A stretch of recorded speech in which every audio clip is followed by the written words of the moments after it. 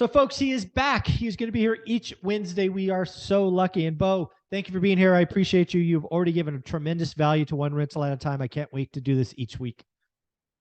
It's great to be here. I love talking about entrepreneurship and business acquisition.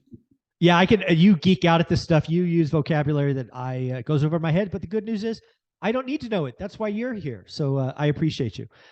It's been a week since our first episode aired. It was a short 20-minute kind of feeling out for both of us. And all I could say is the comments on the video. I don't know if you've actually gone back and looked. You should. And it looks like a bunch of people reached out. So I thought I would just, we're not going to name names, but just talk about some of the business opportunities that One Rental at a Time fans reached out to have those initial calls. What's my audience looking to do? Sure. So we had several calls. Some people were just like, this sounds great. I'm in a W-2 job. I make a ton of money, but it's not fulfilling and I'm burnt out.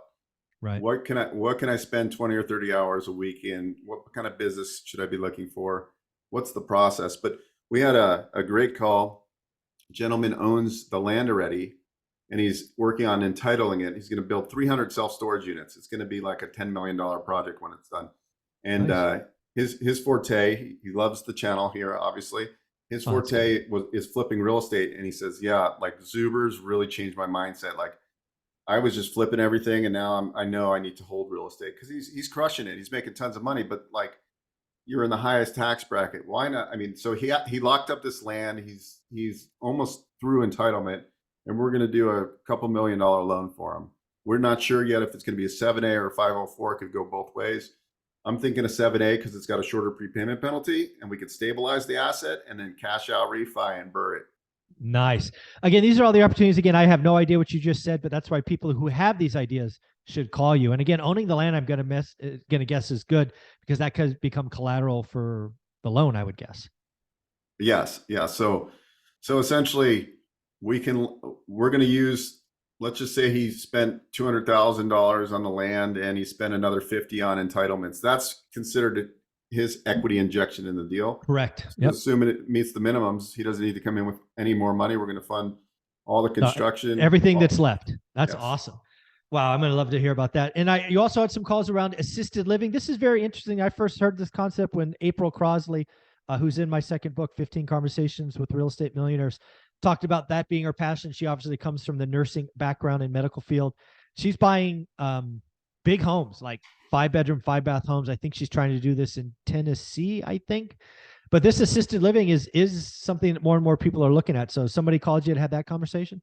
Yeah, she was, it's a 20-bed assisted living facility. Actually, the purchase price is existing. Yes. Okay. Yeah. It's in a smaller market. And I mean, I couldn't believe the price point. It's like, seems like a really, really good deal. And it seems like an amazing opportunity. It's only a couple $100,000. So basically that one, I would, just because of the whole scenario, I would do a 7A on that one. Sure. We're going to finance 85 to 90% of acquisition of the real estate. We're going to build in working capital. So when the operator goes in and takes over, she or he has 50 or 75 grand and they don't go in and put all their equity injection in. So we plan for that. We also build in 2 or 3 months of employee salary into the total loan. So that was a really good call. I think a lot of people, our last episode opened their mind to like, okay, like there's so much out there, right, that we don't know. And you find out like these strategies, when you bring on different guests and they have like this different investing style and it's like, okay, that makes sense.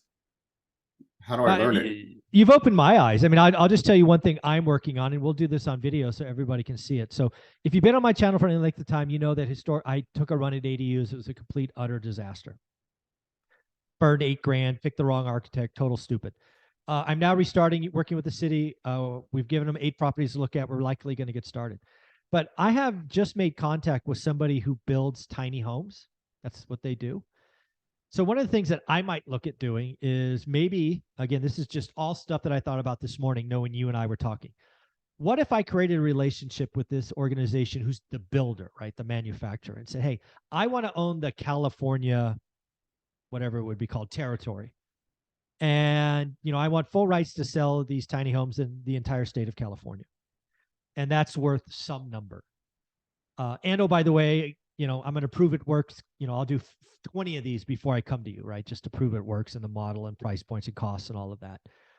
That could be a business, at least at some level, or what would I need? Yeah. So, okay. So let's just say, Let's play with it. Yeah. We're gonna create a business plan with 3 years of projections. And Okay. and actually, if you're not really good at business plans, there's third-party companies that write business plans specifically for SBA loans, so they know Okay. how to lay them out. And you happen to know a guy that could help a guy. Yes. And Okay. so we have the business plans, projections. Okay.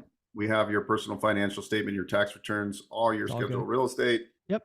So most likely, if you don't buy a building, let's say you're just going to get a little rent a space, and you're going to So I have a building in Fresno already Okay, I own yes. that I would put there. So it's Yes. worth 200 grand.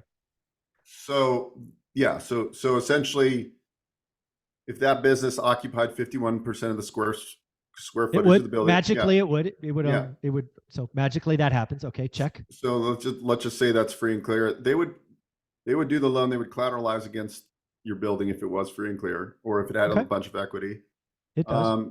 And then if there was additional collateral shortfall, they might say, Take Mr. one of my free Zuber, and clear properties and yeah, tie it to- we have a $500,000 shortfall because we're doing $1 million loan for you.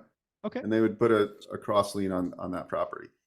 Now, anytime you do commercial loans, just remember it's tedious. There's paperwork involved, but at the end of the day, just know, like, be on top of it. Be on top of it, and just have your financials available.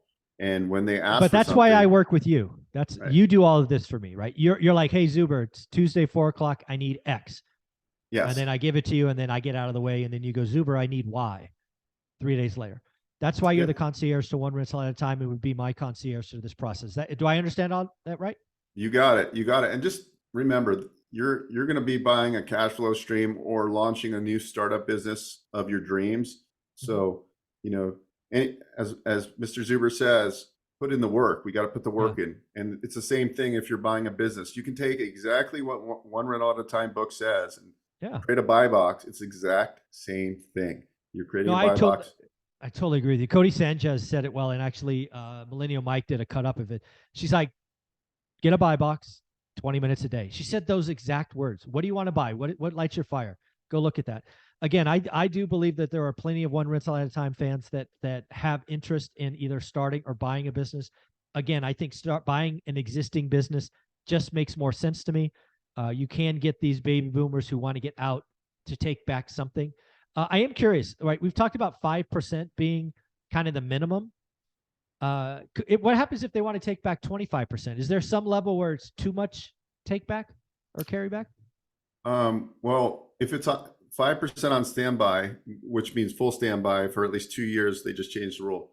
But you could get really creative. And one way you can get really creative is Mr. Seller is retiring, but still loves the business. Mr. Seller, I'm going to get an SBA loan. I'm going to keep you on it, and you're going to own 19%. So you're not going to go on the new loan. You're not going to be a guarantor. You leave 19% of your equity in the deal, and I get a loan for 81% or 80% of the total project costs. I just did a 100% deal and left the seller in for a portion of equity and cash flow. Dude, this is amazing, folks. There are so many opportunities out there in the small business world that I have no idea about, and frankly won't.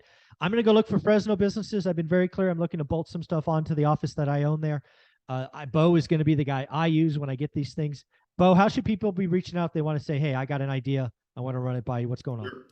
BoEckstein.biz, BeAuxkstein.biz, and just click on one rental at a time. It'll take you to my calendar. Very cool, folks. And I will put the link below all three of these videos. Bo, thank you so much. Thank you.